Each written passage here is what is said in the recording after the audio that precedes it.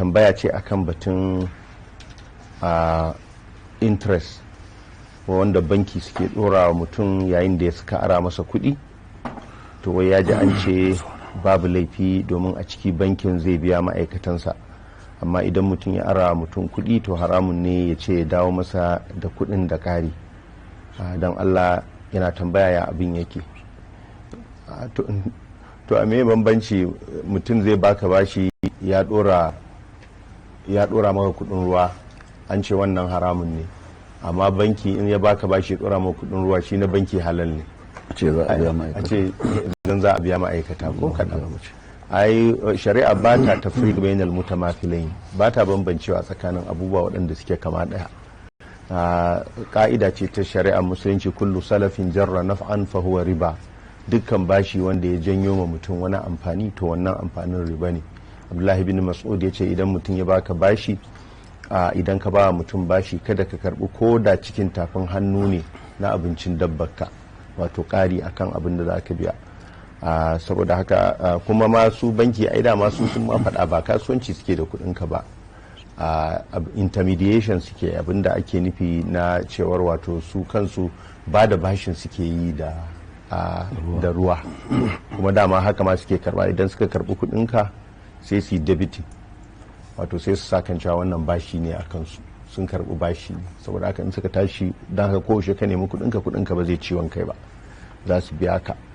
sai dai kuma in ka karba idan a savings ne ko kuma fixed deposit ne, za su kara maka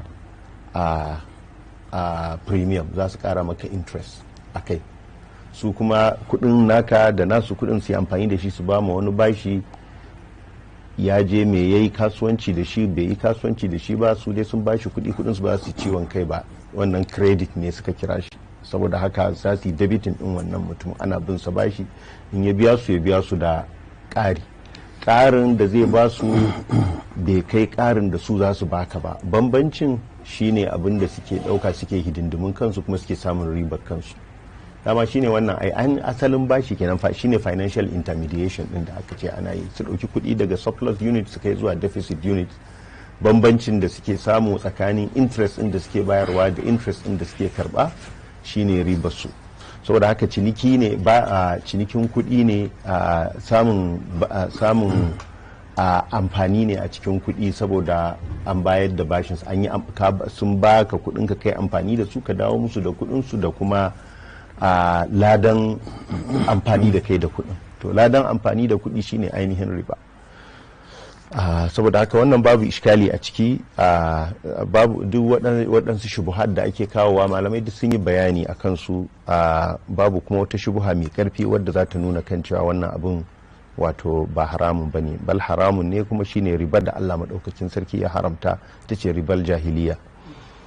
sannan tambaya ta biyu ya ce menene hukuncin mutum a wajen ubangijinsa saboda ya aikata kisan kai kuma ya gudu ba tare da ya bari an yanke